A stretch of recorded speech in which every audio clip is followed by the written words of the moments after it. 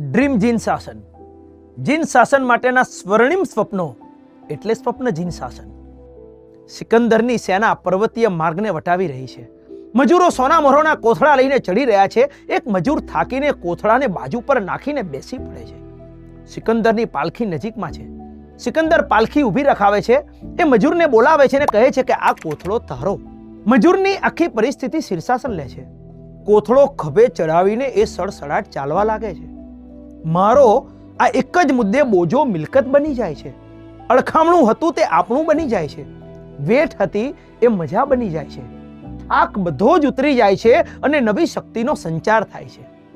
જિંદા દિલીનો ખરો અર્થ આ છે, જો માં દિલ વગર દીકરાને લાડ કરી શકે તો જીન શાસનનો સભ્ય પણ દિલ વગર જીન શાસનનું કામ કરી શકે.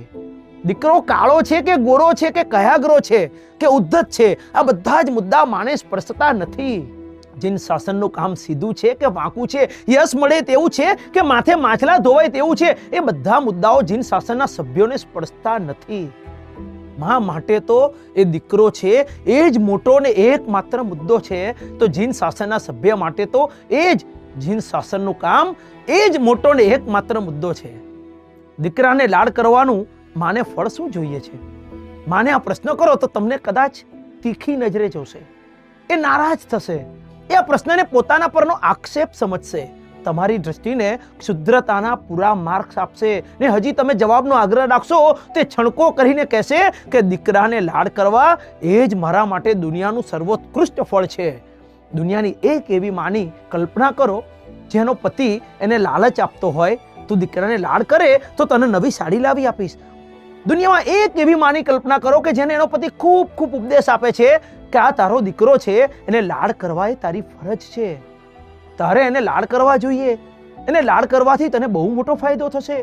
દુનિયામાં એક એવી માની કલ્પના કરો જે કહે છે કે મારે આટલું કામ રહે છે, હું મારા દીકરાને લાડ નથી કરી શકતી. દુનિયામાં એક એવી માની કલ્પના કરો જેને દીકરાને લાડ કરતા કરતા દીકરાની લાત વાગી ગઈ હોય અને એણે દીકરાને લાડ કરવાની બાધા લઈ લીધી હોય.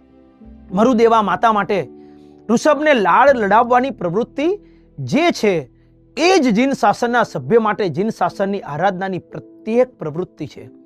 ભીતરમાં મરુદેવાની સંવેદના ભરી દઈએ ને જીન શાસનની પ્રત્યેક આરાધનામાં ઋષભના દર્શન કરીએ. આનું નામ છે જિંદા દિલી. ચાલો મળીએ નેક્સ્ટ એપિસોડમાં.